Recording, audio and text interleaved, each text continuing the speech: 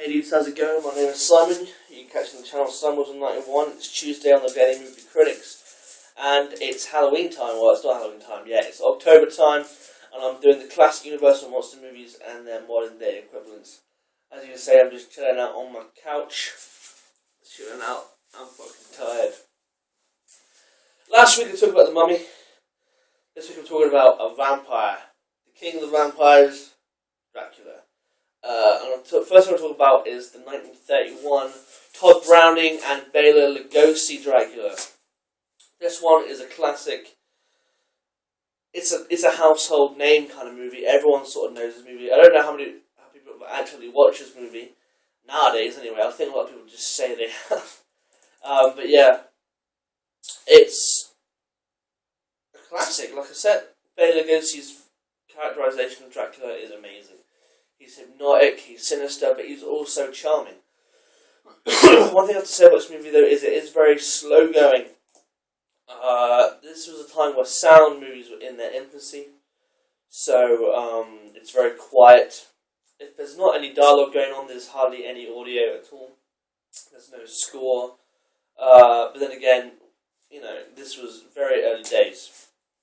I think this was Universal's. This was the first sound horror movie. And it's creepy, it scares you. Like I said last week with The Mummy, Universal were very good at making very classy, spooky horror films.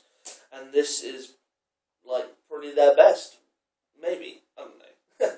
But yeah, I love this movie. It's awesome. I give it a 4 out of 5 bats.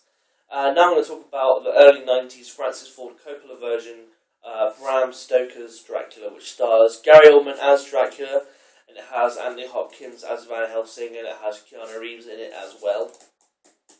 This movie is a bit of a mixed bag in my opinion. I don't like it as much. A lot of people seem to think it's awesome, but I don't see what the big deal is about the movie. I don't know. I find it a bit boring. I can't really sit through it. I remember when I was little, my dad told me that I was never allowed to watch this film as it was a grown-up film.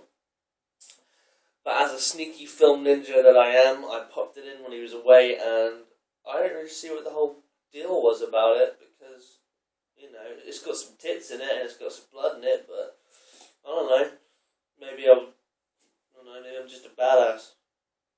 No, that can't be it. But anyway, this movie follows the novel, I think, a bit more closely.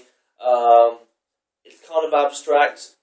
Gary Oldman's Dracula, to be honest, I don't think he did a good job, but I think Bela Lugosi is just so iconic in the role that it's difficult to see anyone else playing Dracula unless it's Christopher Lee, which is awesome. The Hammer Dracula films are awesome. So yeah, and he looks dumb. He looks fucking dumb with his white fro and his black and red cape and all that. So I give this one a 2.5 bats, but that's just me, because, you know, I'm not into this movie. Tell me what you think in the comments. Do you prefer the Bela Lugosi version, or do you prefer the Francis Ford Coppola version? Let me know. I will be back next week, hopefully not as tired as I am right now, hopefully with a bit more energy and not on a couch. I will be reviewing Frankenstein for y'all, and I'll see you next week, motherfucker!